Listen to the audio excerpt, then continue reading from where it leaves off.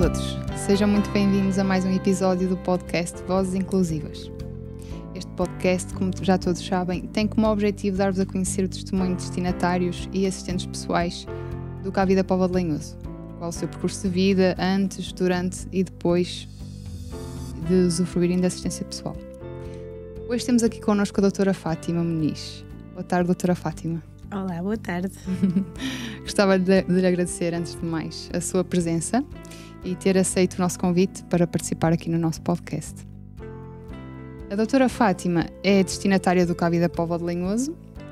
Não sei se recorda, a doutora Fátima iniciou a assistência a dia 1 de março de 2019. Exatamente. com a assistente pessoal que ainda hoje se mantém, certo? Sim, com a Mafalda Fernandes. Exatamente. Doutora Fátima, começo por lhe pedir assim, uma breve apresentação de quem é. Quem é a Fátima? Ora bem, a Fátima tem 53 anos. Nasceu em África, teve muito tempo em África, veio para Portugal, foi um dos retornados, não é? A Portugal, e começou o seu ensino cá em Portugal, e foi precisamente na altura em que descobriu que mais tarde ou mais cedo iria perder a visão. Tinha um glaucoma congénita que era evolutivo, degenerou muito rápido, e a partir dos 8 anos o que o médico me disse é que a qualquer altura eu poderia deixar de ver. Pronto. No entanto, os meus pais fizeram de tudo para que eu tivesse uma vida normal. E fizeram com que eu me integrasse não só na comunidade onde vivia, mas também nas atividades lá em casa. Não havia distinção de atividades. Eu tinha que lavar a louça, eu tinha que limpar o pó, eu tinha que lavar a roupa se fosse necessário, limpar a casa de banho, arrumar a cama. Todas essas coisas já eram, portanto, normais entre nós. E ninguém fazia as coisas uns dos outros. Claro que às vezes aldrabávamos. Isso era outra coisa. Mas com que idade é que chegou então? Eu perdi a visão aos 12 anos. Aos 12. Exatamente. Mais precisamente no dia 9 de agosto. Portanto, a data é sempre. Como é que foi esse dia? Normalmente as pessoas que cegam nem se recordam assim fixamente do dia, assim, não é? Eu lembro-me que adormeci a ver e quando acordei tinha dores tão mais terríveis mesmo, a ponto de, se eu batesse com a cabeça na parede, era superior a dor que eu tinha do que a batida na parede. Só para ter a ideia, era terrível mesmo. Mas a dor na zona dos olhos? Exatamente, que depois atingia, a tensão ocular sobe muito, e o que acontece é que automaticamente isso provoca, se a nossa tensão arterial subir muito ou descer muito, o que é que acontece? Há consequências. A tensão ocular é precisamente a mesma coisa. E no glaucoma é mesmo um descontrole da tensão ocular. Eu tinha dores horríveis, mesmo. E quando abri os olhos para ir chamar a minha mãe, a primeira coisa que eu queria ligar a luz e pensei, faltou a luz, não há luz. No entanto, fui chamar a minha mãe, que eu tinha dores e precisava de alguma medicação. E quando eu disse, liga a luz, e ela disse, mas a luz está ligada. Eu não disse mais nada. Nessa altura não disse mais nada. Fomos para o hospital, para o serviço de urgência, e, portanto, durante o tempo que eu lá tive, as dores eram muito fortes. Eu tomava doses de medicação astronómicas, mesmo já com composição de morfina e tudo, para a dor. Tanto que tiveram que induzir o coma, exatamente porque era insuportável. E nessa altura quando me induziram o coma, ninguém tinha ideia do que era que se tinha passado comigo. Porque eu não falei, não disse nada. Guardei para mim. Depois, quando quiseram tirar do coma, é que foi mais complicado. Quanto tempo teve em coma? Tive 3 meses. Ao fim de 3 meses, os médicos diziam que, portanto, estava controlada a tensão ocular e essas coisas, que eu não tinha necessidade, só que aquilo que ninguém sabia é que eu já tinha noção de que tinha perdido a visão. Então eu rejeitava. O meu psicológico rejeitava o acordar para ter que enfrentar tudo aquilo. Eu rejeitava pura e simplesmente. Só houve uma coisa que me fez realmente sair do coma, foi um dia, portanto já tinha iniciado a escola e tudo, e eu não sei como eu vi alguém chorar e sair do meu quarto. E o que aconteceu era que essa pessoa que estava a chorar e a sair do meu quarto era a minha mãe. E eu achei que ela não merecia, portanto, passar por aquilo e sofrer por mim. Portanto, eu a partir desse dia tomei consciência que eu estava a ser egoísta, que havia tantas pessoas a lutar por mim e eu estava-me a deixar ir, por isso simplesmente tinha desistido. E foi aí que eu, de certa forma, assim. E mesmo aí, nessa fase que presenciou essa situação da sua mãe, tinha irmãos também a viver ali consigo? Ou seja, como é que foi os seus irmãos, o seu pai, lidarem com isto também? O meu pai tinha falecido. O meu pai faleceu na primeira enxurrada que houve nos anos 70, 80, na Madeira. Ele era militar e foi chamado para ajudar a salvar vidas. E ele foi levado numa enxurrada. Ele faleceu nessa mesma altura. Fiquei só eu, a minha mãe, e tenho 2 irmãos. Uma irmã e um irmão. A minha irmã chama-se Salomé, é uma guerreira. Sempre nos ajudou em tudo. Ela é do meio. Ok. E sofri muito com essa situação porque eu estava sempre internada no hospital, muitas vezes na Madeira, e o meu irmão internado no Hospital dos Capuchos. O meu irmão também tem um glaucoma congénita. E o que é que acontece? A minha mãe não podia estar nos 2 sítios ao mesmo tempo. Certo. Estava a minha irmã com os meus tios, mas meses. Ela chegou a estar com os meus tios 1 ano sem ver a minha mãe, porque o meu irmão teve uma hepatite e descobriram essa hepatite no bloco operatório. Ele tinha 2 anos e teve que ficar lá na Dona Estefânia, que era o hospital infantil, sim, internado durante 12 meses. Então, imagino o que é uma mãe que tinha perdido o marido há pouco tempo, tinha uma filha internada no hospital na Madeira, uma filha na casa dos tios e o filho lá entre a vida e a morte. Meu Deus. É muito complicado. Não deve ter sido nada fácil para ela. Nada. Ela não tinha ninguém também que a pudesse auxiliar. Ela estava literalmente sozinha? Ela estava literalmente sozinha. Ela estava...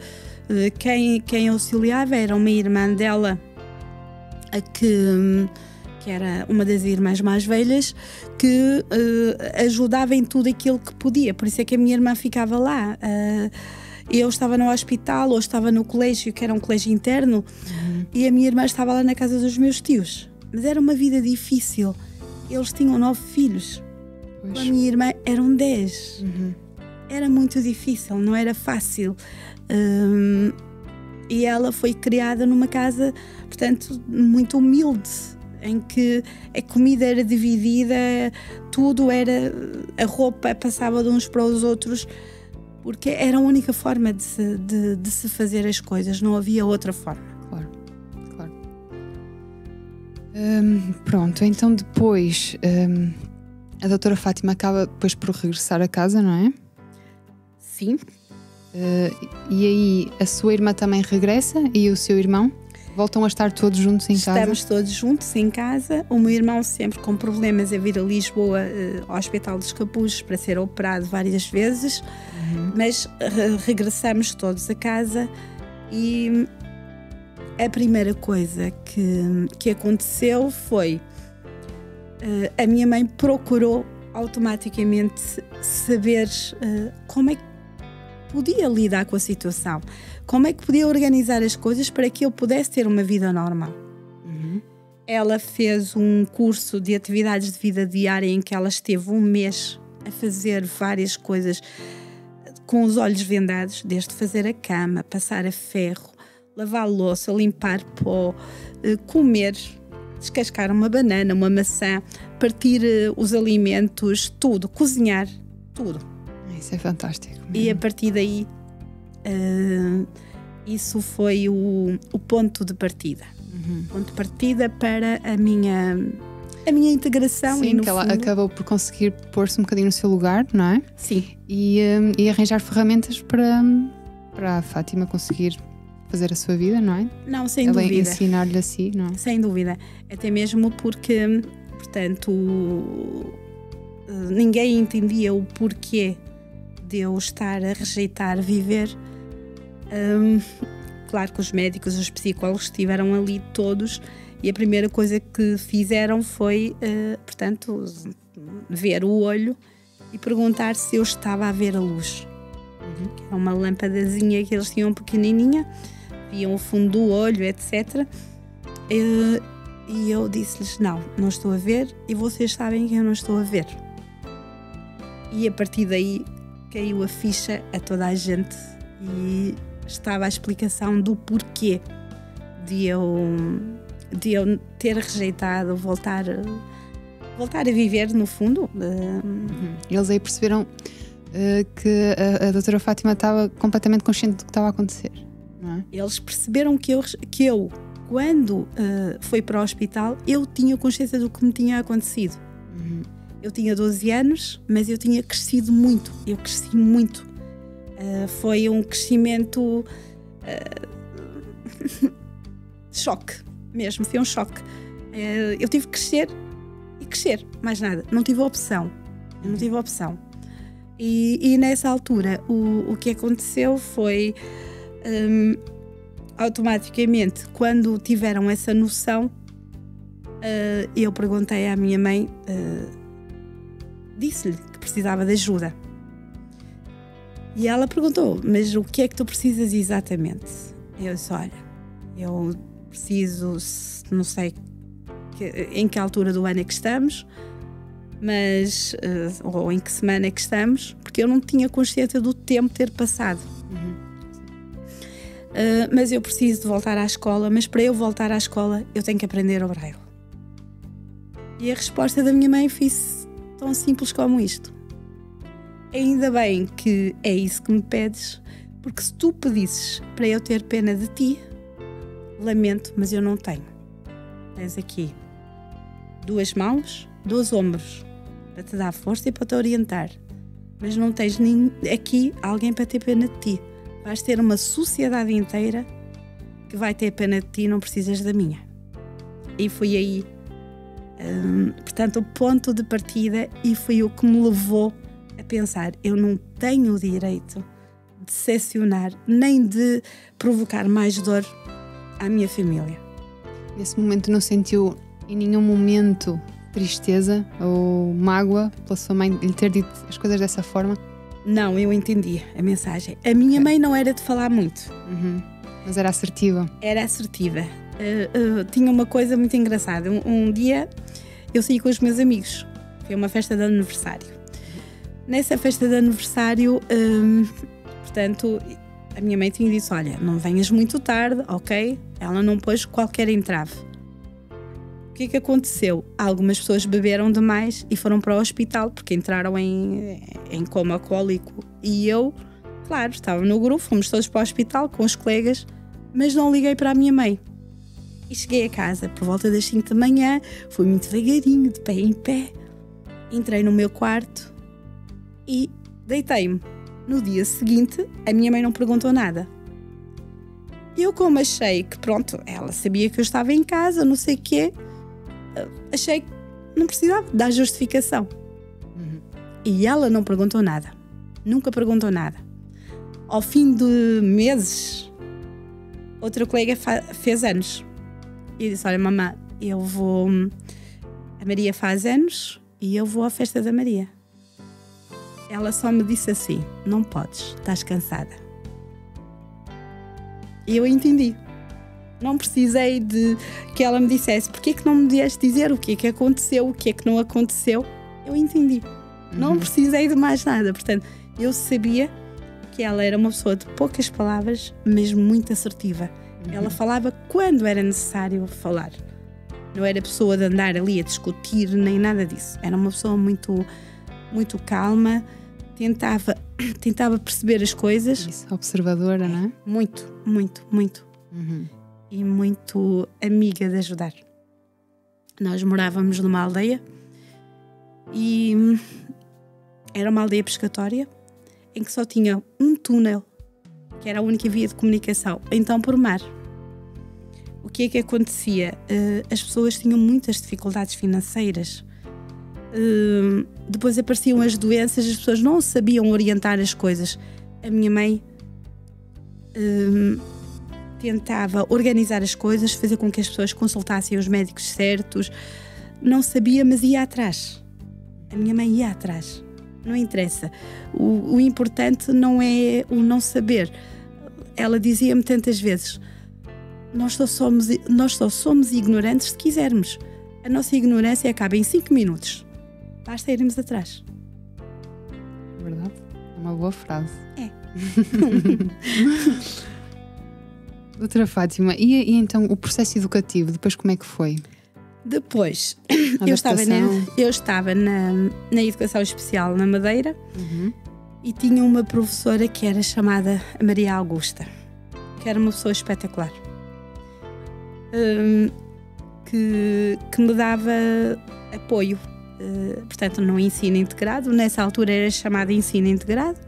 Eu fui para o 5º ano na Horácio Bento de Gouveia e nessa altura, portanto, eu era uma pessoa muito reservada e comecei a perceber-me que se eu continuasse a ser assim, eu ia ser colocada de parte pelos meus colegas, porque eles falavam para mim.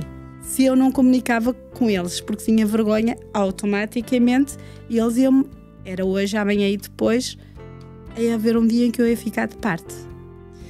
E o que é que aconteceu? Eu tinha que marcar a diferença, não era pela timidez, eu tinha que marcar a diferença pelo estudo, pelo meu trabalho e por ser boa em alguma coisa. E a partir daí, quando eles começaram a ver que eu era uma pessoa completamente normal, que brincava, que fazia asneiras como os outros, que portanto fazia partidas aos professores como os outros, que fazia barulho como os outros, que se tivesse que meter o dedo no ar ou faltar uma aula, também fazia como os outros. Os cegos não são perfeitos. Não são, eles são muito inteligentes. Não, são tão inteligentes como os outros. Nós somos inteligentes na medida em que nós lutamos e tentamos chegar mais longe. Mas isso qualquer pessoa é assim. Sim, sem dúvida. Estamos mais atentos, se calhar, a algumas coisas, mas o que não quer dizer que somos mais ou menos extraordinários. Não. O cego não é uma pessoa que é fantástica porque sabe tudo. Não é. Tem que aprender. Até mesmo porque eu vi, conheço as cores, conheço os objetos, sei o que é o sol, sei o que é a nuvem, sei o que é o mar, uma planta, uma rosa, sei tudo o que é isso. Mas quem nunca viu é como o velho ditado: se a montanha não vai a Maomé, Maomé vai à montanha, não é? Portanto, se ninguém der a maçã a uma pessoa, a uma criança cega que nunca viu, ela nunca vai saber que aquilo é a maçã. Ela vai conhecer pelo tato. Enquanto eu fui completamente o inverso. Eu conhecia tudo, depois tive que educar. Portanto, comecei a ter a visão na ponta dos dedos. Que é conhecer o mundo que me rodeava através do toque, dos sons, do toque, etc. É completamente o inverso. É mesmo. Mas isso que a doutora Fátima passou acaba por ser talvez um pouco geral, não é? Qualquer aluno, jovem ou criança que tenha alguma incapacidade no processo escolar, sentem que têm que ter o dobro do trabalho para estar integrados. Sim. Não é? É. Temos de ter o dobro do trabalho. Para se sentirem valorizados ou que são iguais, não é? Que têm as mesmas capacidades. É. Mas o problema do sentir-se valorizado e que são capazes, etc., é uma faca de dois gomos. Porquê? Porque se é muito bom numa coisa, depois não se pode errar. Portanto, tu és perfeito. Portanto, se tu és perfeito, não erras. Portanto, se tu erraste, foi porque algo... Não, nós erramos. Nós não somos perfeitos. Sim. Nós temos defeitos como toda a gente. Não é fácil. Perder a visão não é fácil. É preciso passar por aquele processo de nojo. É como morrer alguém. Morre algo dentro de nós. Nós perdemos. É uma perda. É uma perda. E essa perda nós podemos gerir ou não gerir. Tanto que há pessoas adultas que se isolam na depressão, que ficam em casa, que acham que não são capazes nem sequer de calçar uma meia. Sim. Pronto. E isso é um processo que no início não é fácil, sobretudo quando se é adulto. Eu, como ainda era criança, portanto, eu dizia tantas vezes aos meus colegas que eu ainda sabia onde eram os pés. No dia em que eu perdesse a noção de onde ficavam os pés, então estava mal. Quer dizer que tinha perdido mesmo a capacidade de autonomia em todos os sentidos. Sim. E ser autónomo é importante. Conseguir fazer as coisas é muito importante. Porque assim, o colega ajuda hoje, ajuda amanhã, ajuda depois. Mas depois, se nós não fazemos um esforço da nossa parte, o colega desinteressa-se. Não há como. Nós temos que fazer mais e estimular. Somos nós que temos que estimular a outra pessoa a fazer mais por nós. Fantástico. Eu tinha 12 anos e os meus colegas queriam jogar futebol, mas queriam que eu jogasse com eles. Eu não tinha bola de guizos. Eles pegaram num garrafão de 5 litros, meteram pedras lá dentro e enrolaram vários sacos e jornais e eu joguei futebol com eles. Para eles foi uma vitória. Sim. Uma vitória muito grande. Não interessa se a bola era pesada, se não rebolava como as outras. O que interessa é que para eles conseguiram colocar-me a jogar com eles. Havia uma expressão muito engraçada deles. Quando eles diziam-se, olha, vamos fazer isto, e eu dizia, não sei se consigo. Ai, coitadinha, ela hoje está mesmo ceguinha. Então não consegues, fazes coisas mais difíceis, hoje estás-te a fazer de ceguinha, é? Portanto, já era uma expressão entre eles. Portanto, eles não me consideravam, eles consideravam-me sim uma pessoa que tinha portanto, que era cega, mas não me consideravam ceguinha. Portanto, eu fazia igual que eles faziam. Se nós tínhamos que fazer... Eu nunca deixei de fazer a educação física. Eles chegavam ao ponto de chegar ao pé de mim e dizer, olha, o professor mandou fazer isto. Eles deitavam-se, faziam o exercício que o professor estava a fazer e eu estava a tocar-lhes para ver como é que era para eu fazer. Já não era o professor. É sim. Portanto, nós não... As pessoas têm que entender uma coisa. O processo de integração, sobretudo nas escolas, não passa pelo professor. Porque o professor vai dizer, oh Maria, olha, meninos, arrumem as coisas e vão sair. Maria, aguarda um bocadinho que eu já te vou ajudar. O professor não tem que ajudar. Quem tem que ajudar são os colegas. Porque se ela aguardar um bocadinho para o professor ajudar, os colegas já saíram. Como é que ela vai sociabilizar? Onde é que ela vai encontrar os colegas? Não encontra. Portanto, tem de ser, oh José, importas-te? Ajudas a Maria, vocês vão todos para o recreio e vão lanchar e a Maria vai com eles. Sim, eu também concordo com isso. E concordo que não seja o papel principal para o professor, não é? Exatamente. Eu concordo é que o professor tenha o papel de transmitir essas informações aos alunos, não é? É. Saber integrar o colega de turma, saber ajudar o colega, como é que se ajuda esse colega de turma com esta ou aquela limitação. Sim, acho que concordo consigo nesse sentido, sim. Isso é muito importante. A integração passa exatamente por aí. Sim. Se disserem assim, meninos, é assim, temos a Maria dentro da sala, a Maria não vê. E não ver é não conseguir saber onde estão as coisas. Primeiro dia, os alunos continuam a ter a mesma atitude. Ok, meninos, não quero que ninguém entre dentro da sala. Portanto, hoje vai toda a gente colocar esta venda e vai tentar encontrar o seu lugar. E o professor desarruma a sala. Ok? Põe cadeiras no meio do caminho, não sei o quê. E os alunos entram. Claro que eles têm uma imagem da sala no início, porque a criança tem uma capacidade de adaptação muito maior, vão tentar chegar ao sítio, mas depois vão tropeçar nas cadeiras, vão tropeçar no caixote do lixo, as secretárias não estão alinhadas, aí eles vão perceber o que é a organização. Sem dúvida. Eu fui delegada de turma e eles escolheram-me como delegada de turma e eu costumava-lhes dizer: é assim, aqui dentro é permitido tudo. Podem fazer o que quiserem, só não podem fazer barulho. Porque o barulho desestabilizava. E eu precisava de ouvir o que estava à minha volta. Exato. E eles ficavam a olhar para mim, mas ela é maluca. E uma vez um professor, que por acaso era o diretor de turma, estava no corredor e eu vi o que eu disse. E o espanto dele é que realmente eles brincaram, estavam a brincar, mas não estavam a arrastar cadeiras, nem nada disso. Portanto, eles próprios começaram a adaptar-se. Eu não mudei a vida deles. Eles é que mudaram a minha. É diferente. Porquê? Eu no 12º ano tive os maias. E o que é que aconteceu? Não havia os maias em Braille. Eu tive um colega de turma que nas férias de verão eu emprestei-lhe a minha máquina de Braille e passou-me os maias todas em Braille. Sério? Portanto, isto é aquilo que se chama interajuda. Sem dúvida.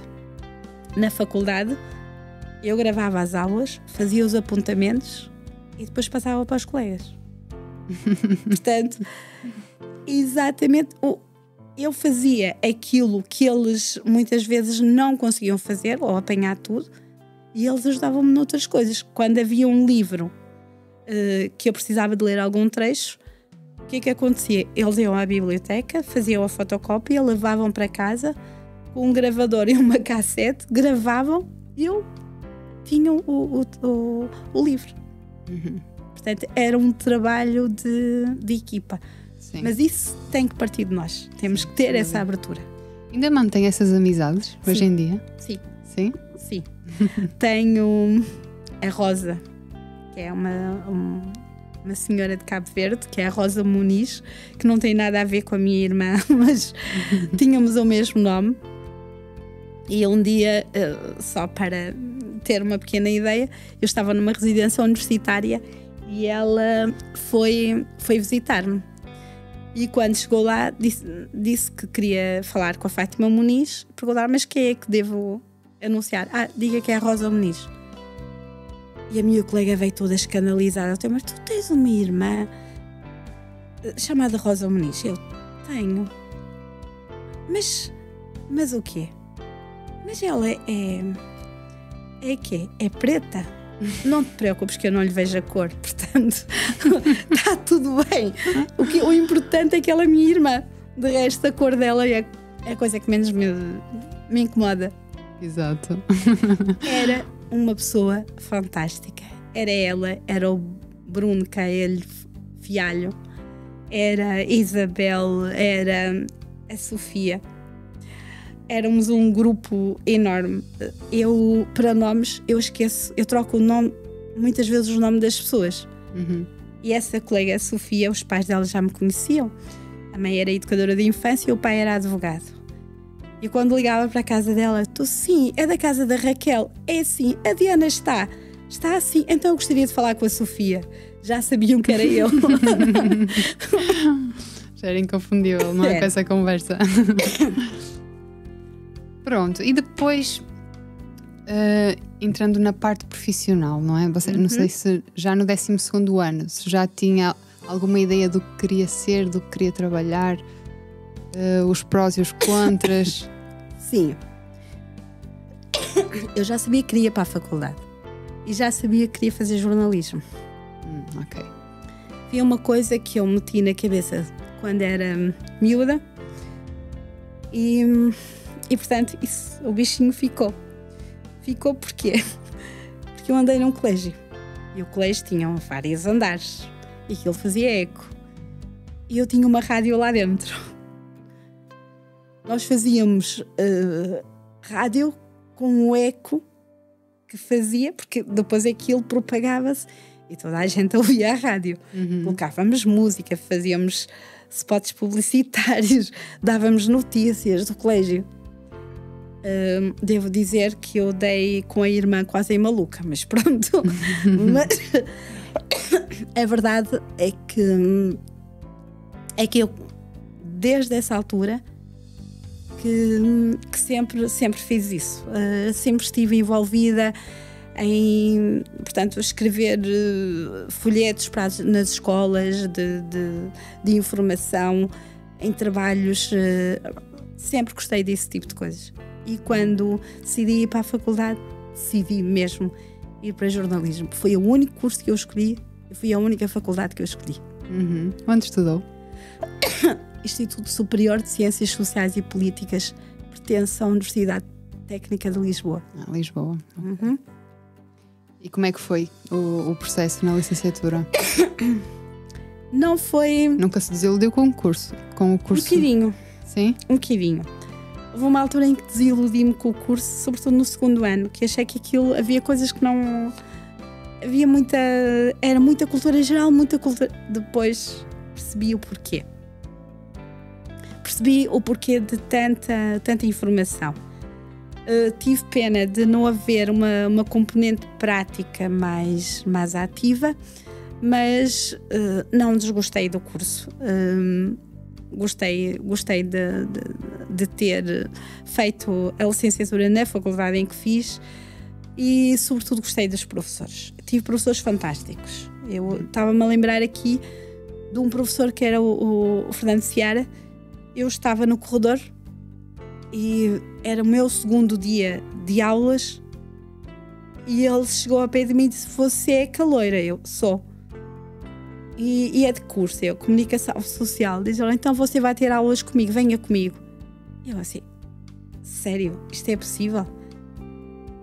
Deu-me o braço, subimos as escadas, que aquilo havia umas escadas, tinha que passar por um lago, entramos no anfiteatro, sentamos, depois de estar toda a gente sentada, ele chegou ao pé de mim e disse assim: "Há colegas seus que já têm o Código Civil, já têm a Constituição, é só uma questão de se informar onde é que eles foram buscar, e há uma colega sua que tem muitos apontamentos. Se você quiser, eu dou-lhe o contacto e você, com os apontamentos que tira das aulas e com os que ela tem, você consegue perfeitamente fazer a disciplina."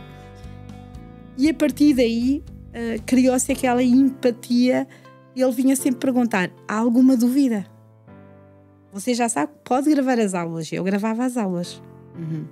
E era muito importante. Porquê? Porque eu chegava à casa e assim, com mais calma, não podia levar uma máquina de braille lá para dentro, faz muito barulho. E nessa altura computadores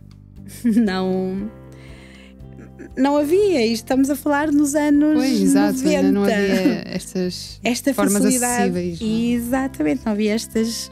E nós tínhamos que jogar com aquilo que tínhamos. Exatamente. Eu fazia os meus exames numa máquina de datilografia. Sem ver as teclas, sem ver o que estava no papel. Se desse erros, os erros ficavam. Pois, era isso que eu ia dizer. Nós não víamos o que estava ali. Tínhamos que ter a capacidade de uma organização mental de tudo aquilo que nós queríamos escrever, para depois não passar as coisas. Não, às vezes não era fácil, mas fazíamos. Sim. Não era só eu, atenção, vários colegas fizeram assim. Pois. Não há outra forma. Pode dizer então que esse processo na universidade foi sempre bastante... Integraram-na sempre bem? Sim, no início, portanto, a faculdade já tinha tido outras pessoas cegas, com comportamentos diferentes, com atitudes diferentes. Eu fui um bocadinho, portanto, eu como já tinha adotado aquela postura de uma mulher segura, sim, confiante com a limitação que tinha. Há uma coisa muito engraçada. No primeiro dia que eu fui para a faculdade, eu pensei assim: uma coisa que me faz sentir bem e segura é ter uma roupa que eu gosto, que me sinta. Eu cheguei, estou aqui, tenho que me aturar. Não sou eu que vos tenho de aturar, mas são vocês que me têm de aturar. Então eu de manhã tive o cuidado de escolher algo que me fazia sentir bem, poderosa e ir para a faculdade. A verdade é que eu cheguei à faculdade, eu não conhecia ninguém, entrei na sala, cheguei ao pé de um colega: desculpe, importa-se de me dizer se aqui à frente há uma secretária vazia? E o colega: vem para esta sala. Eu vou. Se você está cá nesta sala, eu também sou de comunicação social. Eu também sou. O meu nome é Renato. E eu: pronto, o meu nome é Fátima Muniz, não sei o quê. Então, olha, podes vir para o pé de mim. E assim foi. Eu, no final da aula, com o meu descaramento, virei para ele: olha, desculpa lá, e sabes-me dizer onde é que fica a cantina?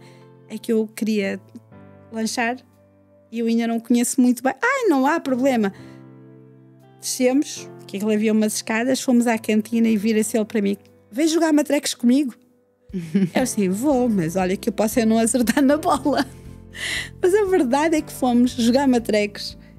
E o que é que aconteceu? É que eu quebrei o gelo exatamente ali. Afinal, ela até joga matrecos e até manda vir connosco e tudo. E pronto, e foi assim que começou. Depois entrei para a Tuna, depois... Participou na Tuna? Sim, participei na Tuna. Fui a corrida às tascas, também fiz isso. Sim.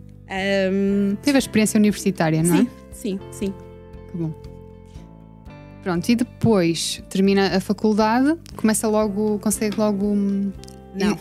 Não consegui logo emprego. Okay. Depois, entretanto, casei e abri uma loja que era a Plastimúsica, na Madeira. Portanto, vendia eletrodomésticos, televisores, música, de tudo um pouco. E estivemos 2 anos, mais ou menos 2 anos disso. Entretanto, o meu filho nasceu e andamos sempre Madeira, Braga, Madeira, etc. E a certa altura resolvemos que não íamos continuar com a Plastimúsica e eu resolvi, vir para cá com, na altura, o meu marido. Viemos para cá, ele tinha trabalho com os pais e viemos para cá. Eu, entretanto, ainda tive ali um tempo a fazer algumas coisas, mas como tinha o meu filho muito pequeno e, entretanto, ele tinha 3 anos e meio e eu fiquei grávida da minha filha, o que aconteceu é que eu andei ali um bocado a fazer papel de mãe. Orientar as coisas, a levá-los às escolas e aos colégios, etc. e às atividades, e até chegar à altura em que eu achei que era importante fazer algo mais, porque eles já estavam a crescer. É assim, a gente já não pode, quando nós já não podemos com eles ao colo de pé, é sinal que se não podemos com eles, temos que poder com o trabalho. E então foi o que aconteceu. Eu precisava de começar a trabalhar. Depois, entretanto, pronto, a minha vida deu uma volta muito grande e foi importante ter começado nesse trabalho com um contrato, na qual ainda continuo e efetiva, para conseguir realizar uma série de coisas na minha vida. E poder levar para a frente a minha família. Claro. Como é que foi ser mãe de 2 crianças? Estando do meu cega. filho é assim, eu tinha tido uma... Foi diferente de um para o outro? Foi. Do meu filho eu tinha tido uma cólica renal grave, tive 10 dias internada no São Francisco Xavier e estava a tomar uma medicação, eu fiquei grávida e nem sabia, eu continuei a tomar a medicação, descobri depois. Mas foi muito bom, é uma experiência diferente, é totalmente diferente, eu vivi cada momento. O primeiro filho foi aquela curiosidade. Eu a primeira vez que fui ao médico, ele dizia: quer saber o sexo do bebê? Eu disse: você até pode dizer, mas eu sei que é um rapaz. Ele disse: não, pode não ser. Podemos ver? Você quer que eu lhe diga? Eu assim: pode dizer, mas eu já lhe estou a dizer que é um rapaz. E ele, quando eu fiz a ecografia, ele disse: tem razão, é um rapaz. Mas porquê que você diz que é um rapaz? Eu disse: não sei porquê, mas é um rapaz. É um rapaz, eu não sei porquê. Pronto, eu meti na cabeça que era um rapaz. E era um rapaz. Pronto. Ele nasceu, correu tudo bem, não houve assim grandes problemas. E, portanto, o primeiro dia que eu tive que lhe dar banho, ou melhor, eles não me deixavam dar banho. No hospital não me deixavam dar banho, não me deixavam praticamente fazer quase nada. Foi preciso, as pessoas que estavam lá no hospital, num quarto, que aquilo era um quarto que tinha 3 pessoas, eram 3 parturientes, uma delas disse: mas você sabe fazer tudo, porque é que as enfermeiras não deixam? E um dia elas disseram assim: a gente vai fazer diferente. Quando eu for buscar água para dar banho ao meu filho, eu trago para o seu. E assim foi. Ela trouxe-me a água, meteu-me lá, né, em cima da cama. Eu comecei, tirei a fralda, fiz tudo, tirei a roupinha, comecei-lhe a dar banho. Uma experiência completamente diferente, porque quando é com um sobrinho nós fazemos, mas pronto, parece que não temos o mesmo jeito. De repente nós pegamos o nosso filho e parece que tudo se encaixa. Tudo é natural. É natural, já sabemos como pegar, já sabemos aquilo que era difícil pegar na cabeça, saber que o pescoço é muito frágil, não sei o quê. Ai, como é que eu vou fazer? Só tenho 2 mãos. Mas afinal, a gente até sabe como fazer. A gente até sabe como mudar a fralda, como vestir. Afinal, é fácil. Esta parte que nós pensávamos que era completamente impossível, é fácil. Mas o mais engraçado é que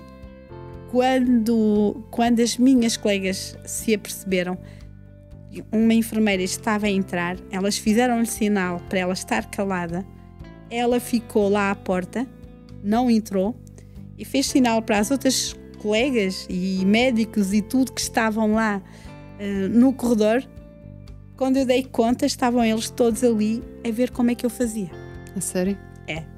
A ver como é que eu fazia. E eles próprios aprenderam consigo. Eles próprios aprenderam. E eu disse-lhes: é importante. Não imaginam o quanto é importante. Isto que eu estou a fazer aqui, eu sou mãe, sei como fazer, porque nós, a partir do momento em que o nosso filho nasce, mesmo que a gente não saiba pegar no bebê dos outros, no nosso a gente sabe. Não há. De repente sabemos tudo. Aquela coisa que antes, ai meu Deus, como é que eu vou fazer? Não, quando ele vem para o nosso colo, já sabemos tudo. Parece que existe ali um choque de realidade e nós aprendemos tudo. O que é que aconteceu? O que eu lhes disse? Que depois vieram dar-me os parabéns e pedir-me desculpa, porque nunca imaginaram que eu conseguia fazer as coisas tão bem. O que eu lhes disse era: isto é aquilo que vocês devem ensinar a todas as parturientes quando são cegas, quando têm, seja qual for o handicap, de forma que ela consiga fazer tudo aquilo que precisa de fazer com o seu filho. E se há um avô, uma avó, seja quem for que é cego, não é, olha, você não pode fazer. Não, você vem e vai ter as aulas de puericultura com a sua filha, porque um dia a sua filha sai e você tem que cuidar do seu neto. Tem todo o direito de ser avó. Claro. Não é? Sem dúvida. Sente que ser mãe mudou totalmente a sua vida? A sua forma de pensar, de ser? Completamente. Eu sempre fui muito autónoma e eu queria ir a um sítio, se eu não soubesse, perguntava, pronto. Eu costumava dizer que quem tem boca vai a Roma e vê o Papa. E toda a gente disse, não, mas quem tem boca, tudo bem, tens boca, vais a Roma, e como é que vais ver o Papa? E eu disse, não, eu não preciso vê-lo, basta que ele me veja. Até mesmo porque eu sou uma pessoa que tem o nariz muito empinado. E quando vocês já repararam, quando vocês passam por mim no meio da rua, eu nunca vos cumprimento. Sou mesmo nariz empinado. Ou vocês vêm ter comigo, ou então esqueçam que eu sou assim. Não há nada não vai a fazer. ter com eles, não. Portanto, é brincar com as situações e é desvalorizar e desmistificar aquela coisa. É a mesma coisa que chegar a um sítio. Como é que eu digo? Não se preocupe, eu sou mesmo cega e eu não vejo, mas não há problema, é que eu não sou surda, consigo ouvir, pode explicar e etc.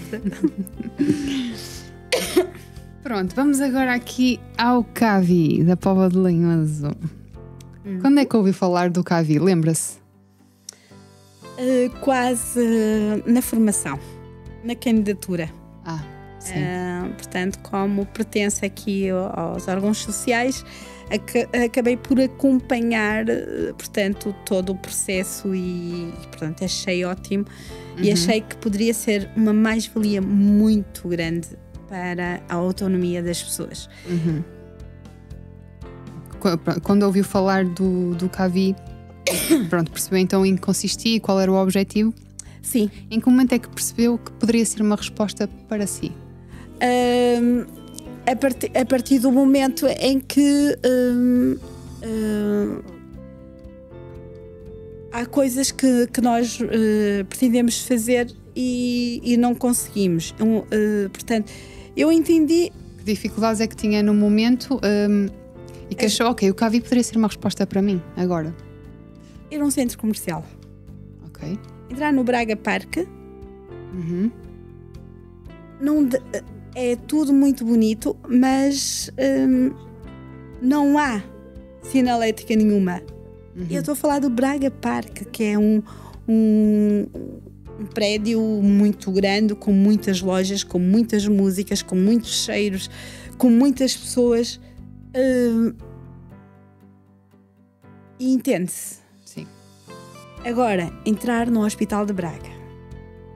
Não se entende. É que não se entende mesmo. Como é que uma instituição, quem fala do Hospital de Braga, fala em outras instituições, como é que uma instituição daquelas, nós chegamos lá e temos o quê? Cá embaixo, para ir para as consultas externas, vários painéis, vários obstáculos em que nós, dentro do próprio hospital, podemos ter um acidente grave.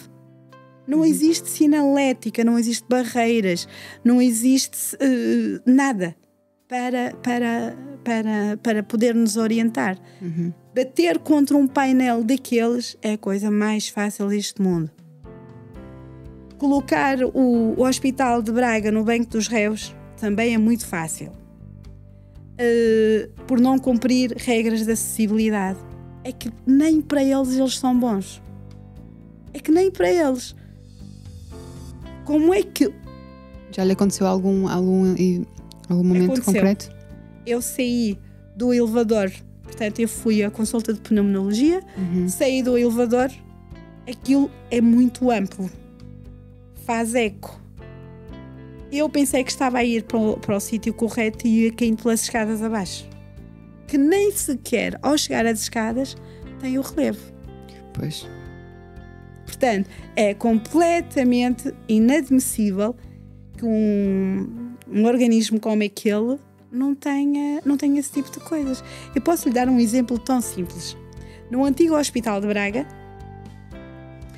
eu um dia fui lá a uma consulta de oftalmologia. Fui pela parte de trás do hospital, onde tinha a farmácia da Santa Casa de Misericórdia, e entrei e perguntei a uma senhora: sabe-me dizer onde é a oftalmologia? E a senhora disse: olha, está aqui uma enfermeira, é melhor perguntar a ela porque eu não lhe sei dizer. Eu disse: olha, bom dia, importa-se me dizer onde é que é a oftalmologia? Oh, minha senhora, olha, está a ver aquela seta branca? Por favor, siga aquela seta branca, vai encontrar o serviço de oftalmologia. Eu estava com uma bengala. Pois, nem isso inconcebível.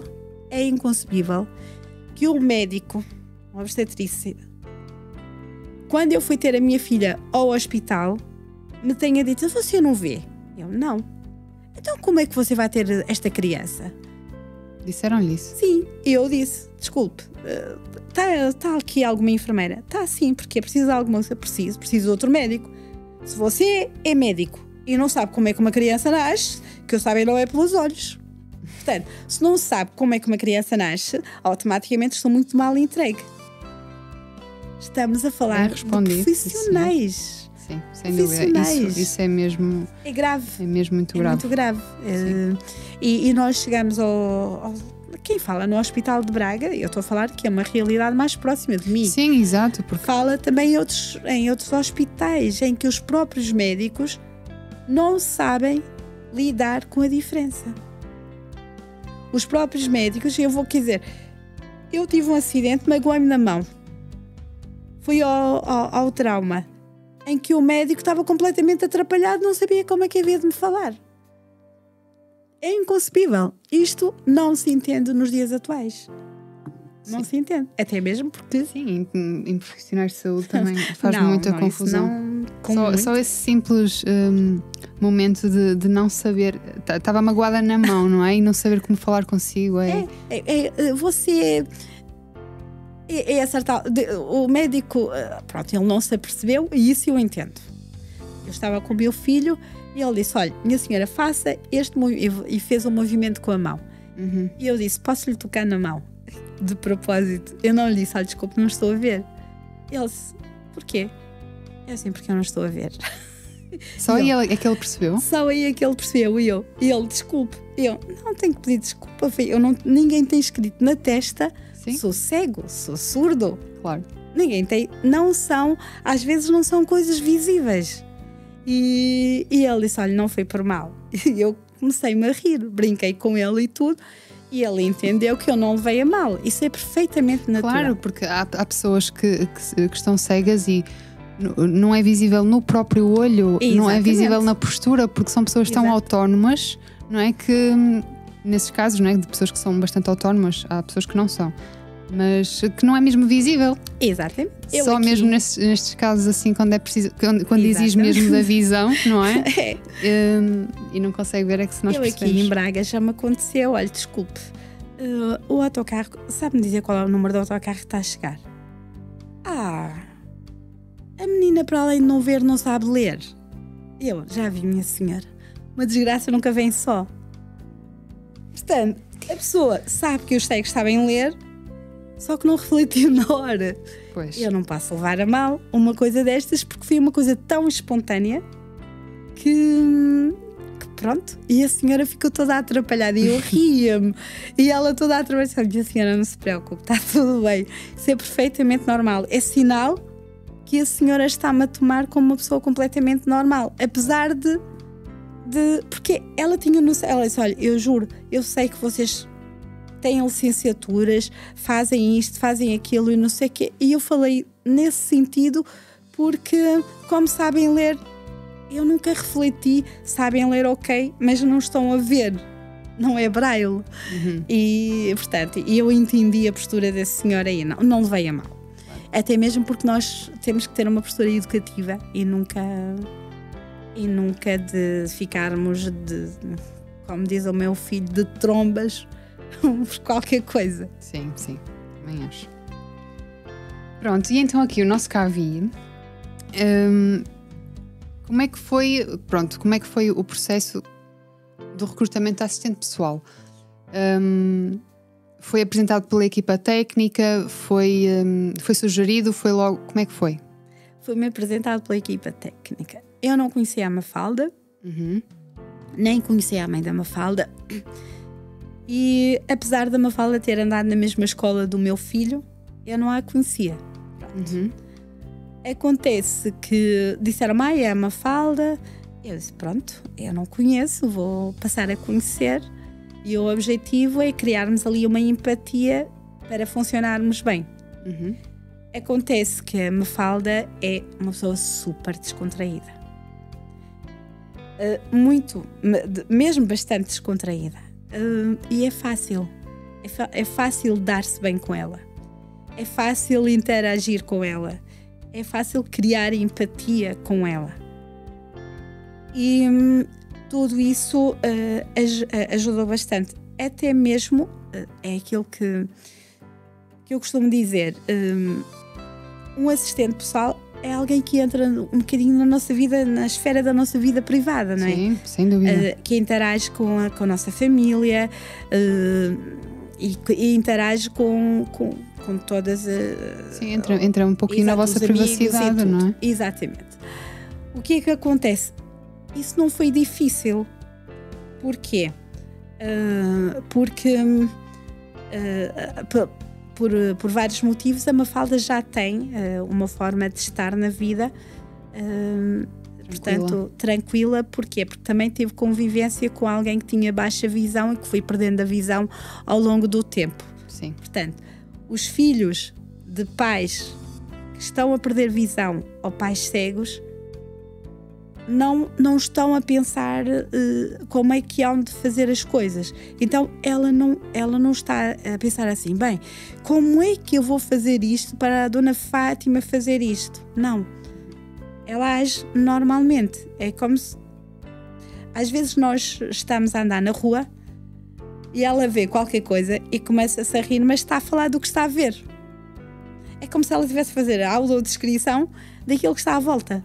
Portanto, eu sei sempre, em tempo real, o que é que a fez rir, e nós rimos, não é? O que é que a fez rir e o que é que está a acontecer naquele momento. Exatamente. Não é? Portanto, assistente pessoal não é só fazer determinadas coisas. Sim, não é só acompanhar aonde a pessoa quer ir, não é? Exatamente. É preciso haver ali uma relação... Tem que haver uma relação muito mais próxima e de empatia muito grande. E com a Mafalda criou-se isso logo. Ela dizia assim, eu sou muito chata. Se achar que eu estou a ser muito chata a dizer os preços todos, ou não sei o quê, ou as marcas, diga-me qualquer coisa. E eu disse, não, Mafalda, está tudo bem, que eu assim vou ter uma noção do que existe. Mesmo que eu não vá comprar, já sei que existe isto, o leque de coisas que existe, e fico com uma visão muito mais abrangente tanto dos alimentos como das embalagens. Por exemplo, não existe só uma marca de café. Pois, exato. Não existe só uma marca de detergente. Quer dizer, eu dizia, olha, eu quero o Skip, e ela, pronto, está aqui o Skip. E não me dizia, olha, temos o Fairy, temos o Conforto, temos isto, temos aquilo. Não, ela diz, ela é assim, ó, temos o Skip que está a tanto. O não sei o que está em promoção. Sim, é verdade. Nós que vemos, temos isso um pouco como garantido, não é? Nós entramos num supermercado e temos aquela visão toda do que existe, não é? A visão global. Exatamente. Tudo que existe, nós temos a visão particular. Há coisas que a doutora Fátima se calhar nunca comeu ou nunca usou porque nem sabe que aquilo estava lá à venda no supermercado, não é? Sim. Há coisas que sim, mas no entanto, também devo dizer uma coisa que é extremamente importante. A empatia que nós criamos com as pessoas que estão à nossa volta, desde os colegas e sobretudo com a família nuclear, que neste caso são os meus filhos, é muito importante. Porquê? criam-se hábitos, rotinas e criam-se formas de transmitir determinadas informações que são importantes. A minha filha via os desenhos animados. Quando nós passávamos numa loja qualquer em que havia o bonequinho do desenho animado, ela corria para ir buscar e dizia: mamãe, olha, isto é o panda. Mamãe, isto é a Doremi. Mamãe, isto é o Topo Gigio. Mamãe, isto... Mostrava-me em tempo real os bonecos para a mão para que eu tivesse essa noção. Isso é importante. Ora, por defeito, a Mafalda tem isso. Pronto. A Mafalda tem aquela coisa de qualquer coisa que passa na televisão e que eu não tenha noção, se ela vir em qualquer sítio. Veja, há dias foi um desenho animado que eu não sabia, era uma boneca, que eu não sabia como é que era a boneca. E a Marina, que é a filha da Mafalda, tinha a boneca, diz: está aqui já nem sei como é que se chamava a boneca, está aqui. E eu, a sério, é assim? Não tinha noção.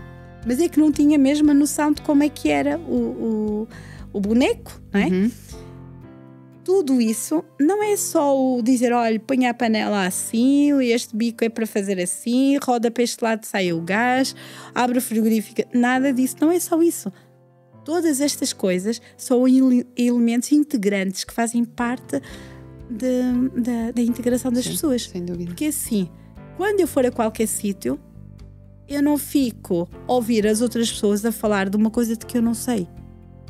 Uhum. Eu só consigo falar sobre essa coisa se eu tiver conhecimento. Claro. Portanto, ter conhecimento é termos acesso às coisas. E termos alguém que nos permite isso é muito importante. Sim, sem dúvida.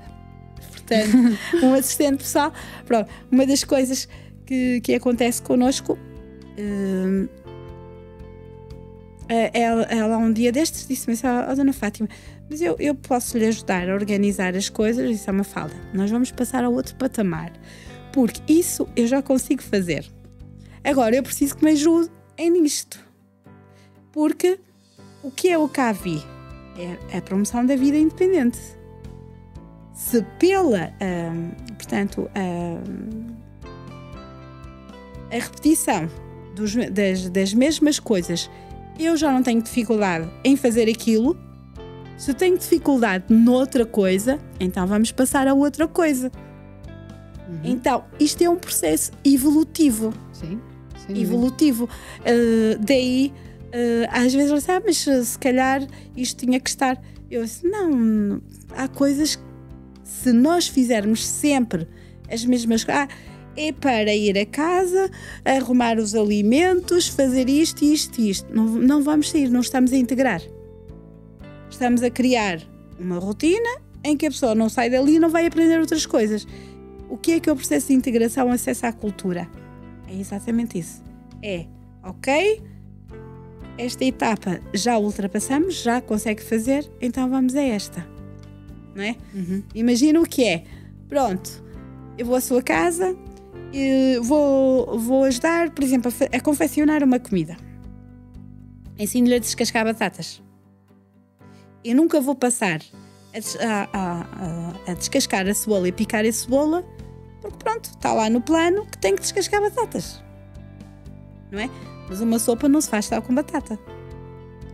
Portanto, foi aquilo que eu disse quando a Mafalda disse: Mafalda, temos que evoluir, temos que... A Mafalda é das pessoas que eu digo assim: Mafalda, vamos... E já nem sequer está na hora dela. Vamos tomar um café. Ou vamos... Não está na hora dela. Porque criou-se aquela empatia, criou-se aquela amizade, criou-se... Porque é isso mesmo. Uhum. Começa a fazer parte, não digo do núcleo, que é a família, mas é alguém que, não sendo família, pertence praticamente àquele núcleo um bocadinho mais afastado, mas que está ali. Sim. Acaba por conviver com a família. O meu filho, que não se abre assim com muita gente, ele com uma falda ri-se. Uhum. Uma coisa que foi muito importante foi a Marina. Ele brinca com a Marina. Ele não é muito fechado. Foi importante para mim, para o seu filho, e foi importante para ele. Agora, repare, até mesmo as pessoas podem dizer, não sei o quê, mas os filhos não podem intervir. Não pode. Mas deviam pagar à Marina. Porquê? Porque a Marina, a partir do momento em que está com alguém, fazem um convívio, como nós já fizemos, ir almoçar, e estamos a pensar em fazer um piquenique agora em setembro com todos os utentes da Mafalda, para convivermos um bocadinho no sábado. Sim. Eu abdico das minhas horas para ir às compras e vamos, e ela disse que sim, porque é um sábado, ela vai perder o sábado todo. É mais do que trabalho. Claro. A própria Mafalda tem esse sentimento de exatamente. Uma ligação muito grande com os utentes. E o que é que acontece? A própria Marina acaba por puxar pelos utentes. Ela própria. E o que é bom para uma criança, não é? Crescer assim. É bom para a criança e é bom para o utente. Imagine o utente que tem netos e que não pega no neto ao colo por ter medo de o deixar cair. Que não lhe dá maçã porque não sabe como é que há de lhe dar maçã. Que não dá um iogurte porque, pronto. Sim. Até isso faz parte da vida independente. Por isso é que é muito importante. E ser assim, com uma disponibilidade. Não é disponibilidade, não é despender de muitas horas, não é isso. É a abertura que ela tem. Ela viu como é que eu marquei a minha máquina de lavar e ela entendeu como é que ela disse, que interessante. É que ela, para além de tudo, absorve a informação que vai captando aqui e ali e a usa. Exato, mesmo. Para ajudar o resto dos utentes e a própria mãe, não é? Exatamente. Isso é a evolução do assistente pessoal com os utentes. Sim, tentando aprender com uns e transmitindo para os outros. Sem dúvida, o assistente pessoal tem que ter também essa capacidade, essa proatividade de querer sempre procurar saber mais e arranjar outras estratégias, não é? Porque a verdade é que eles não sabem porque como o CAVI da Póvoa de Lanhoso pode auxiliar qualquer tipo de deficiência, não é? Pode aparecer de tudo, não é? Eles têm que estar preparados para tudo. Pois, daí, por exemplo, numa das conversas, eu achei super interessante, em que a minha filha estava a falar de como ajudar um tetraplégico, e eu estava a falar até sobre isso. Uma coisa que reparamos é que a Mafalda estava muito atenta. E ela, mas e depois como é que se faz assim? E para pegar e para... Isto é importante. Sem dúvida. Falarmos das coisas é importante. E porque e partilhar conhecimentos, não é? Sim, e nunca sabe quando é que vai ter, de fato, uma pessoa de cadeira de rodas. Sim, sem dúvida. Uma pessoa surda, uma pessoa com autismo, que são outros tipos de problemáticas que são necessárias saber agir. Né? As pessoas não são todas iguais. É verdade. Pronto, doutora Fábio, estamos mesmo a terminar, está bem? Só lhe vou fazer mais uma perguntinha, que eu podia lhe fazer muitas perguntas, podemos ficar aí, não me importava aqui ficar horas a falar consigo. Só que não. O tempo não nos ajuda muito. Mas, assim, só para terminarmos, que conselhos é que daria a alguém que está agora a pensar em inscrever-se num CAVI? Seja da Póvoa de Lanhoso ou outro CAVI do país? Antes de se inscrever, pense muito bem. É assim, existem duas coisas que são extremamente importantes. Eu quero um assistente pessoal para... Não é certamente para ser empregado. Exatamente. É a primeira coisa que eu digo. O assistente pessoal é para ajudar a fazer as coisas. É para orientar, portanto, na execução de qualquer tarefa. Ou então dizer ao assistente pessoal, olha, eu comprei um eletrodoméstico, mas eu não sei funcionar muito bem com aquilo. Importa-se de me ajudar a arranjar uma marcação, qualquer coisa. Ou então cria passar a minha roupa a ferro. Ainda não sei e gostava de aprender. Pronto. Descascar uma maçã. Vestir uma roupa, porque há pessoas que perdem a visão e acham que não são capazes de fazer nada no início. Portanto, tudo isto é importante. O assistente pessoal é aquele que ajuda, é o elemento facilitador na execução de tarefas. É lógico que se eu quiser ir a um evento cultural em que está muito barulho, é super importante o assistente pessoal. Até mesmo para a descrição daquilo que está à nossa volta, para nos orientar a ir a uma casa de banho, para nos orientar a ir até um bar, sabermos o que é que se passa. Eu não vou a uma galeria de arte se não tiver alguém para me descrever o que ali está, não é? Não, era inconcebível. Daí eu estar a dizer, o assistente pessoal é o nosso guia, é o guia. Pensem no guia turístico. Ele vai dizer o que é que se passa à nossa volta e depois pensem no chefe de cozinha.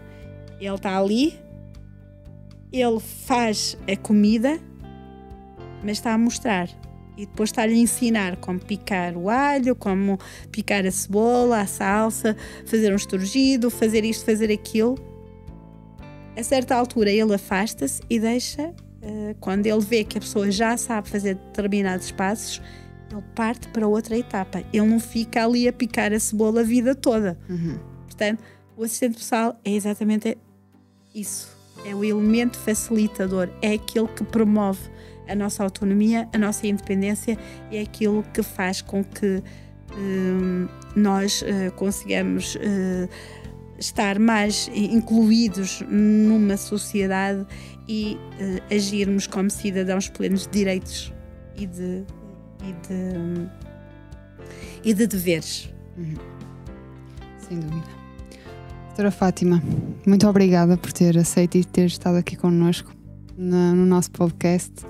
É como lhe disse, gostava de lhe fazer muitas mais perguntas e falarmos de muito mais coisas, mas acho que já está aqui uma boa conversa, não acha? Sim. Havia muito mais para dizer, mas acho que... Mas também há outras oportunidades. Pode voltar aqui. Sim, e certamente há outras pessoas que têm outras partilhas que também são importantes. Sim, sem dúvida. Portanto... E tenho a certeza que com esta nossa conversa também vamos...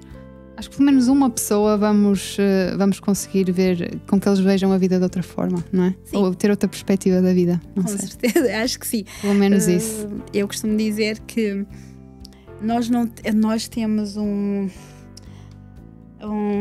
direito em Portugal que é consuetudinário. Existem outros países que têm, na prática, retirada de determinadas atitudes, começam a ser lei. Eu espero que a prática retirada de pessoas com cegueira, cadeiras de rodas, surdos, seja quem for, no mercado de trabalho, a ter uma vida normal, a não se passarem por coitadinhos e a mostrar às pessoas que não estão ali para mostrar que são capazes, mas sim, porque nós não podemos passar a vida simplesmente a mostrar como se isto fosse uma competição. Eu tenho que mostrar que sou capaz. Não, eu sou capaz, fiz uma formação, a sociedade é que me tem que dar a oportunidade. Não é? É verdade. É exatamente isso. Pronto, acabamos bem. Acabamos muito bem agora. Pronto, obrigada mais uma vez, doutora Fátima. Nada, foi um prazer. Obrigada a todos por estarem desse lado. Contamos com a vossa presença no próximo episódio. Até para a semana.